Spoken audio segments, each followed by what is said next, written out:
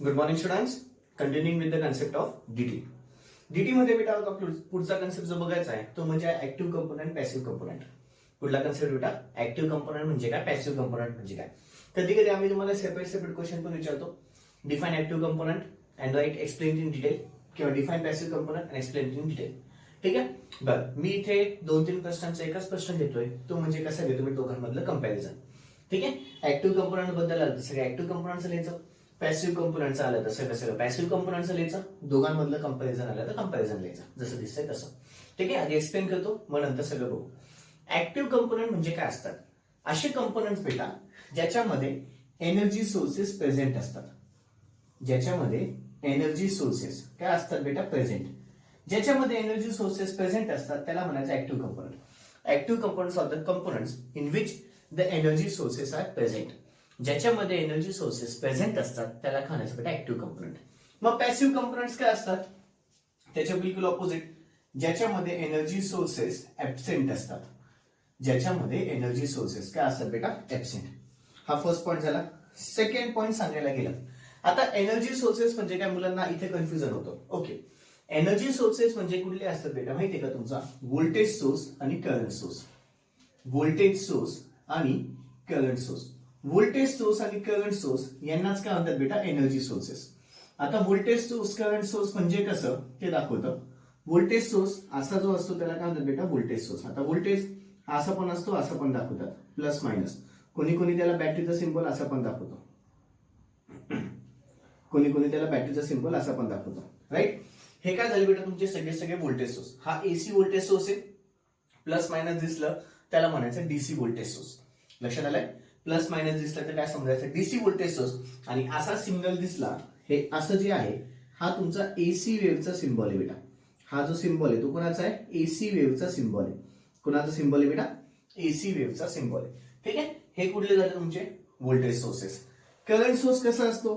Current source दाखवायला गेलं तर ज्याच्यामध्ये एरो येतो ना, आता तो चाहे तो वरचा एरो असू द्या, चाहे तो खालचा एरो असू द्या, ही करंटची डायरेक्शन दाखवत असतं. ही काय दाखवत असतं बेटा? करंटची डायरेक्शन. ज्याच्यामध्ये असे काही जरी प्रेझेंट असेल, एक तर बॅटरी किंवा करंट सोर्स. व्होल्टेज सोर्स म्हणजेच बॅटरी असते बेटा. करंट सोर्स असं दाखवतात. ज्याच्यामध्ये व्होल्टेज सोर्स किंवा करंट सोर्स असतो त्याला एनर्जी सोर्सेस बोलतात. या दोघांना मिळून एक नाव आहे, ते म्हणजे काय नाव आहे बेटा? Energy sources. फंडा कळाला? एनर्जी सोर्सेस म्हणजे काय? ज्याच्यामध्ये एनर्जी सोर्सेस प्रेझेंट असतात त्याला काय म्हणायचं? Active component. ज्याच्यामध्ये एनर्जी सोर्सेस ऍबसेंट असतात त्याला काय म्हणायचं? Passive components. ठीक आहे. टेक्स्टबुक मध्ये फक्त एनर्जी सोर्सेस असं दिलेलं आहे, पण एनर्जी सोर्सेस म्हणजे काय हे तुम्हाला इथेच कळेल, त्याशिवाय कळणार नाही. कळालं बेटा? एनर्जी सोर्सेस ज्याच्यामध्ये प्रेझेंट असतात त्याला म्हणायचं ऍक्टिव्ह कंपोनंट. एनर्जी सोर्सेस ज्याच्यामध्ये ऍबसेंट असतात त्याला म्हणायचं पॅसिव्ह कंपोनंट. कळालं? पुढचा मुद्दा, ज्याच्यामध्ये ना बेटा मला गेन काढता येतो किंवा ज्याच्यामध्ये गेन प्रेझेंट असतो. आता गेन म्हणजे काय असतं? गेन ना बेटा नेहमी लक्षात ठेवा, आउटपुट अपॉन इनपुट मी घेऊ शकतो. ज्याच्यामध्ये आउटपुट अपॉन इनपुट हा गेनचा फॉर्म्युला आहे. ज्याच्यामध्ये गेन प्रेझेंट असतो त्याला काय नावायचं बेटा? Active component. त्या कंपोनंट्सला काय नाव बेटा? Active components. ऍक्टिव्ह गेन म्हणजे काय? Output upon input. गेन म्हणजे काय? Output upon input. आता गेन मध्ये करंट गेन असेल तर output current upon input current. Voltage gain असेल तर output voltage upon input voltage. हे सगळे त्याचे फंडे झाले. हे सगळे काय झाले? फंडे. इकडच्या साईडला सेकंड पॉईंट काय? बिलकुल उलट. बिलकुल उलट काय? ज्याच्यामध्ये गेन काय असेल बेटा? ऍबसेंट असेल. ज्याच्यामध्ये गेन ऍबसेंट असेल त्याला काय नाव आहे बेटा? Passive component. पॅसिव्ह कंपोनंट्स मध्ये गेन काय असतो? ऍबसेंट असतो. पॅसिव्ह कंपोनंट्स मध्ये गेन काय असतो? ऍबसेंट असतो. पुन्हा ऍक्टिव्ह कंपोनंट मध्ये एनर्जी सोर्सेस प्रेझेंट असतात. पॅसिव्ह कंपोनंट मध्ये एनर्जी सोर्सेस ऍबसेंट असतात. पुढे ऍक्टिव्ह कंपोनंट मध्ये गेन प्रेझेंट असतो. पॅसिव्ह कंपोनंट मध्ये गेन ऍबसेंट असतो. पुढचं सांगायला गेलं तर अजून एक, याच्यामध्ये ना बेटा सिग्नल जो आहे, सिग्नल जो आहे तो तुमचा अँप्लिफाय होऊ शकतो. सिग्नल जो आहे तो अँप्लिफाय होऊ शकतो. याच्यामध्ये ना बेटा सिग्नल माझा अँप्लिफाय होऊ नाही शकत. सिग्नल माझा अँप्लिफाय होऊ नाही शकत. ठीक आहे. सिग्नल माझा अँप्लिफाय होऊ नाही शकत त्याला काय म्हणायचं बेटा? Passive component. आता अँप्लिफिकेशन म्हणजे काय? आता अँप्लिफिकेशन म्हणजे काय असतं बेटा? कधी आपण ऑर्केस्ट्रा म्हणा किंवा कुठेही आपण ऑर्केस्ट्रामध्ये म्युझिक सिंगर गाणं म्हणतो बेटा, तो हळू आवाजात म्हणतो पण आपल्याला आवाज सगळीकडे जातो. का? स्पीकर मधून. म्हणजे तिथे काय केलंय? छोट्या सिग्नलला मोठं केलेलं आहे. ठीक आहे, फाईन. जिथे छोट्या सिग्नलला काय करतो आपण मोठा, जिथं जिथं तुमचा छोटा सिग्नल मोठा होतो त्याला काय म्हणतात बेटा एम्प्लिफिकेशन. त्याला काय नाव द्यायचं एम्प्लिफिकेशन. मोठे मोठे आपण क्लासरूम्स मध्ये पण आपण काय लावतो बेटा, टीचर माईक वरती बोलत असतो आणि त्याने एक स्पीकर लावलेला असतो, म्हणजे टीचरला ओरडण्याची गरज नाही पडत, माईक वरनं इझिली ऐकू येतं. म्हणजे छोटा सिग्नल जिथे मोठा होऊ शकतो, ज्याच्यामुळे होऊ शकतो, त्याला काय म्हणतात बेटा ऍक्टिव्ह कंपोनंट्स. ऍक्टिव्ह कंपोनंट्स मध्ये छोटा सिग्नल माझा मोठा होऊ शकतो, त्यालाच त्यांनी काय नाव दिलंय, सिग्नल माझा एम्प्लिफाय होऊ शकतो. त्यालाच त्यांनी काय नाव दिले, सिग्नल माझा काय होऊ शकतो, एम्प्लिफाय होऊ शकतो. त्या कन्सेप्टला काय नाव दिले बेटा ऍक्टिव्ह कंपोनंट. पॅसिव्ह कंपोनंट्स मध्ये काय होतं, सिग्नल तुमचा एम्प्लिफाय होऊ नाही शकत. सिग्नल तुमचा एम्प्लिफाय होऊ नाही शकत, त्याला काय नाव बेटा पॅसिव्ह कंपोनंट्स. आता सगळ्यात चौथा आणि शेवटचा मुद्दा तो म्हणजे आहे त्याचे एक्झाम्पल्स. एक्झाम्पल्स आपण बघितले, आपण काल हे काढलं होतं बेटा, चार्ट काढला होता. त्या चार्ट मध्ये एक्झाम्पल्स पण होते. ऍक्टिव्ह कंपोनंट्स कुठले कुठले, ट्रान्झिस्टर, डायोड्स, एफईटी, हे काय झाले active components. Passive components resistor, inductor, capacitor, हे काय झाले पॅसिव्ह कंपोनंट्स. ठीक आहे, ऍक्टिव्ह कंपोनंट्स कुठले कुठले, ट्रान्झिस्टर, डायोड, एफईटी, हे काय झाले तुमचे व्हॅक्यूम ट्यूब्स, इलेक्ट्रॉनिक ट्यूब्स, हे काय झाले तुमचे ऍक्टिव्ह कंपोनंट्स. पॅसिव्ह कंपोनंट्स कुठले कुठले, रेजिस्टर, इंडक्टर, कॅपॅसिटर. कळालं, खूप महत्वाचा क्वेश्चन आहे, प्रचंड एमएसबीटी या प्रश्नाच्या प्रेमाने. म्हणजे 3 प्रश्न कव्हर झालेत बेटा याच्यामध्ये, तिघांपैकी एक टपकतो. कंपॅरिझन, नाहीतर मग एक्सप्लेन ऍक्टिव्ह कंपोनंट आणि एक्सप्लेन पॅसिव्ह कंपोनंट्स. काय झालं काही नाही, कळालं बेटा. पुन्हा एकदा, ऍक्टिव्ह कंपोनंट्स मध्ये एनर्जी सोर्सेस प्रेझेंट असतात, याच्यामध्ये पॅसिव्ह मध्ये ऍबसेंट असतात. याच्यामध्ये गेन असतो, याच्यामध्ये गेन ऍबसेंट असतो. याच्यामध्ये सिग्नल एम्प्लिफाय होऊ शकतो, याच्यामध्ये सिग्नल एम्प्लिफाय होऊ नाही शकत. शेवटचं काय त्याचे एक्झाम्पल्स. शेवटचं काय बेटा त्याचे एक्झाम्पल्स. कळालंय, ओके. आता आपण तिघं क्वेश्चन लिहून घ्यायचे. ठीक आहे, क्वेश्चन घ्या. Explain active components. एक्सप्लेन, आधी हेडिंग टाकून घ्या, active and passive components. Heading टाकून घ्या, active and passive components. Active and passive components. Question घ्या आता, explain active components. Explain active components. All मध्ये लिहा, एक्सप्लेन पॅसिव्ह कंपोनंट्स. ऑल मध्ये लिहा, एक्सप्लेन पॅसिव्ह कंपोनंट्स. ठीक आहे, ऑल मध्ये लिहा, compare between active component and passive component. Compare between active component and passive component. Compare between active component and passive component. 2 column केला. पहिल्या कॉलम मध्ये active component, दुसऱ्या कॉलम मध्ये पॅसिव्ह कंपोनंट. पहिल्या कॉलम मध्ये ऍक्टिव्ह कंपोनंट, दुसऱ्या column मध्ये passive component. चलो, पहिला पॉइंट घ्या ऍक्टिव्ह कंपोनंटच्या खाली. Active components are the components. Active components are the components. Active components are the components which require the energy sources. Active components are the components which require the energy sources. Active components are the components which require the energy sources. ठीक है, passive component च्या खाली लिहा, passive components are the components. Passive components are the components. Passive components are the components which does not require the energy sources. Which does not require the energy sources. Passive components are the components which does not require the energy sources. ठीक है, okay. खाली घ्या second point, active कंपोनंटच्या खाली, active devices produces the gain. Active devices provides किंवा active devices provides the gain असं घ्या. Active devices provides the gain किंवा प्रोड्युसेस द गेन, काही झाले. Active devices produces the gain. बाजूला लिहा, passive devices does not produces the gain. Passive devices doesn't produce the gain असं लिहिलं ते झालं.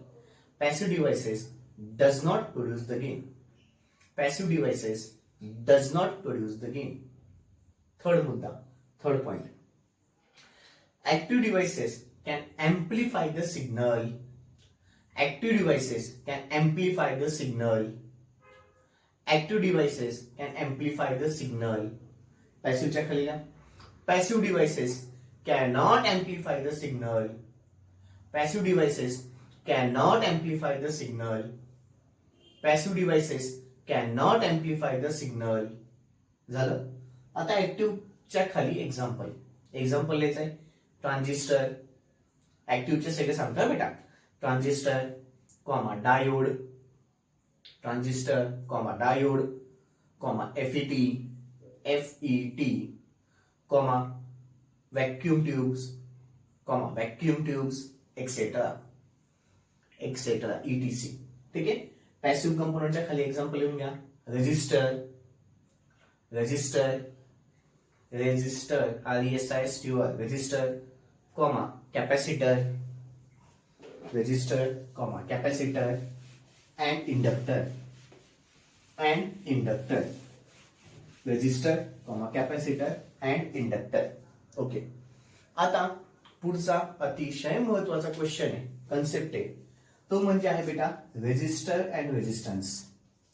तो म्हणजे कुठला आहे बेटा? Resistor and resistance. हेडिंग टाकून घ्या. Resistor and resistance. Resistor and resistance. Okay. आता 5 मिनिटं कोणीही काहीच करायचं नाहीये, सगळ्यांचं लक्ष मला बोर्डकडे लागेल. रेजिस्टर काय असतो? ठीक आहे. रेजिस्टर एक प्रकारचा डिव्हाइस आहे. रेजिस्टर एक प्रकारचा काय डिव्हाइस आहे which opposes the flow of current. Which opposes the flow of current, जो की करंटला पुढे जाऊ देत नाही. म्हणजे करंटला तो मॅक्सिमम काय करतो बेटा? अडथळा निर्माण करत असतो. म्हणजे असा करेल, हा असा डिव्हाइस आहे ज्याच्यामुळे करंट शक्यतो पुढे जाऊ शकत नाही. Which opposes the flow of current. ठीक आहे. Which opposes the flow of current. ठीक आहे. Resistor is a device which opposes the flow of current. Resistor is a device. Resistor is a device which opposes the flow of current. ठीक आहे. पुढचा एक महत्वाचा फंडा आहे, तो म्हणजे रेजिस्टन्स. आता रेजिस्टर आणि रेजिस्टन्स मध्ये काय फरक आहे? रेजिस्टन्स म्हटलं ना बेटा, तर सगळ्यात पहिले ही एक प्रॉपर्टी आहे. ही एक काय प्रॉपर्टी आहे? Resistance is a property. कोणाची प्रॉपर्टी? तर रेजिस्टरचीच प्रॉपर्टी. कोणाची प्रॉपर्टी बेटा? रेजिस्टरचीच प्रॉपर्टी. काय प्रॉपर्टी आहे? प्रॉपर्टी म्हणजे काय? गुणधर्म. कोणाचा गुणधर्म? तर रेजिस्टरचा गुणधर्म. रेजिस्टन्स ही एक प्रॉपर्टी आहे. प्रॉपर्टी म्हणजेच काय? गुणधर्म. काय गुणधर्म आहे? कोणाचा गुणधर्म आहे? रेजिस्टरचा गुणधर्म आहे. काय गुणधर्म आहे? पुन्हा काम तेच. Which opposes the flow of current. Which opposes the flow of current. Which opposes the flow of current. Which opposes the flow of current. Which opposes the flow of current. पुन्हा एकदा. आता पहा, दोघांसाठी काम एकच, फक्त रेजिस्टर काय? It is a device which opposes the flow of current. Resistance it is the property of resistor. Resistance it is the property of resistor. Resistance it is the property of resistor which opposes the flow of current. पुन्हा तेच, which opposes the flow of current. ठीक आहे. पुढचं सांगायला गेलं तर it is denoted by capital R. कशाने दाखवलं तर बेटा? Capital R. ठीक आहे. पुढचं बघायला गेलं त्याचा सिम्बॉल. सिम्बॉल करताना बेटा त्याचे 2 सिम्बॉल येतात. एक म्हणजे आहे फिक्स्ड रेजिस्टर, एक म्हणजे आहे फिक्स्ड रेजिस्टर, आणि एक म्हणजे आहे तुम्हाला व्हेरिएबल रेजिस्टर. एक म्हणजे आहे व्हेरिएबल रेजिस्टर. एक फिक्स रेजिस्टर आहे आणि एक कुठले बेटा? Variable resistor. फिक्स रेजिस्टर काढायला गेलं ना तर रेजिस्टरचा सिम्बॉल नीट बघा. हा तुमचा कुठला सिम्बॉल झाला बेटा? फिक्स रेजिस्टरचा. हा कुठला सिम्बॉल झाला? फिक्स रेजिस्टरचा. ठीक आहे.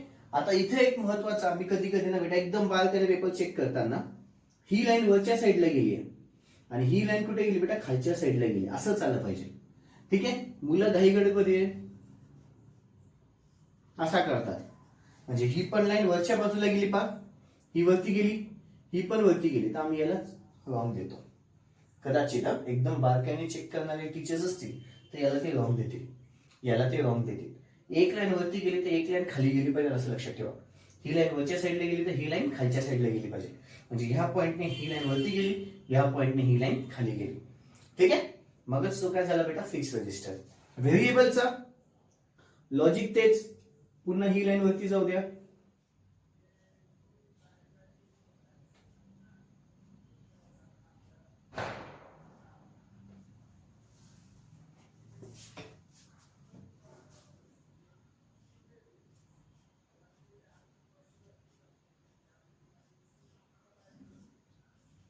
आणि इथे एक महत्वाचं एरो येतो.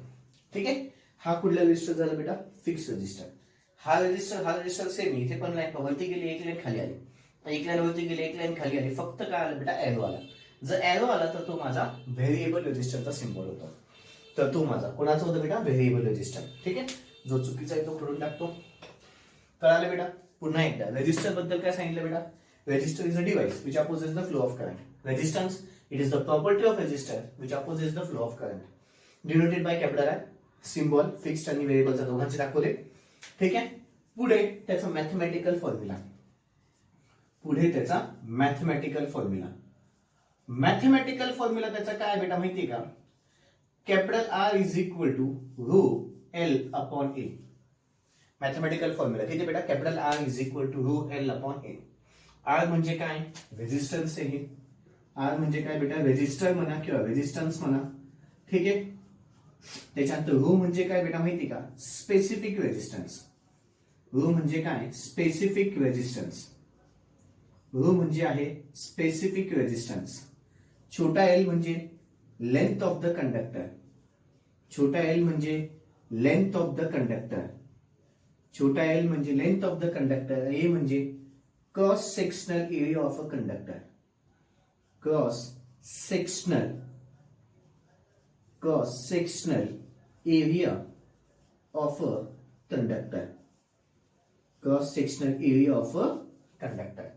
ठीक आहे, capital R is equal to rho. याला म्हणतात रो बेटा. हे कुठेतरी आपल्या जागेमध्ये लिहून घ्या. याचं काय नाव आहे? R H O. याला काय म्हणतात बेटा? रो.